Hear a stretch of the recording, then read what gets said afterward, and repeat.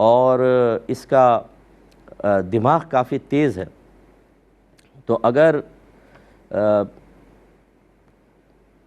شاید یہ چھوڑ دیں، چلیں شاید لکھنے میں ہو گیا، شوہر اپنی ساری جائیداد اگر بیوی کے نام کر دے جبکہ اس کے بیوی اور بچے بھی ہوں تو کیا حکم شرع ہوگا؟ دیکھیں، اپنی زندگی میں تو انسان جس کو چاہے جتنا مال دے سکتا ہے، وہ اس کا مال ہے اور کسی کا کوئی حق نہیں ہوتا۔ یہ بعض اوقات اولاد آتی ہے اپنے والدین کے، والد صاحب کے پاس کہ ہمارا حق ہمیں دے دیں، زندگی میں دے دیں بس ہمارا حق۔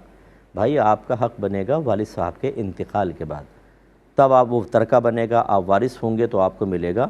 والد اگر زندہ ہیں تو آپ کا اس مال پر ذرہ برابر بھی حق نہیں ہے، ان کی مرضی ہے، آپ کو دینا چاہیں دیں۔ ہاں، جو نابالغ ہیں ان کا نان نفقہ والد کے اوپر واجب ہوتا ہے، وہ دیں گے، باقی مال پہ آپ کا کوئی حق نہیں ہے۔ اور بلوغت کے بعد تو نان نفقہ بھی باپ پہ لازم نہیں رہتا۔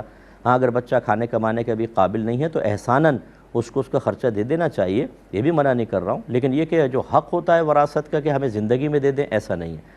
لیکن یہ ضرور ہے کہ والد اگر اپنی زندگی میں اولاد میں تقسیم کرنا چاہے تو عدل واجب ہے، یعنی افضل صورت تو یہ ہے کہ لڑکا لڑکی کو برابر برابر دے، اور مفضول صورت یہ ہے، یعنی کب افضل صورت یہ ہے کہ لڑکے کو وہی وراثت کی طرح دو ڈبل اور لڑکی کو سنگل، یعنی لڑکے کو 1 تو بچی کو آدھا، 1 کروڑ بیٹے کو دیا ہے تو 50 لاکھ بیٹی کو دے۔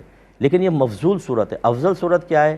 1 کروڑ ایک بیٹے کو تو بیٹی کو بھی 1 کروڑ دے، یہ اولاد کے بارے میں۔ اب یہاں پر یہ کہہ رہے ہیں کہ بھائی بہن بھی ہیں، ماں ہیں، لیکن سارا مال اپنی بیوی کو دے دیا، تو کیا جائز ہے؟ بالکل صحیح ہے، اس میں کوئی یعنی گناہ کا پہلو نہیں ہے کہ اگر وہ بیوی کے نام سارا کر دیتے ہیں، کیونکہ بعض اوقات ایسے حالات ہوتے ہیں، بہرحال ماحول مختلف ہوتا ہے، بعض اوقات ماں باپ خوشحال ہیں، بھائی بہن بھی خوشحال ہیں، لیکن ایک شخص یہ جانتا ہے کہ اگر آج میرا انتقال ہو گیا تو میری بیوی کو گھر میں بھی نہیں رہنے دیں گے، دھکے دے کے نکال دیں گے، اس کی فیوچر پروٹیکشن کے لیے اگر وہ کچھ کرتا ہے تو گنجائش ہے۔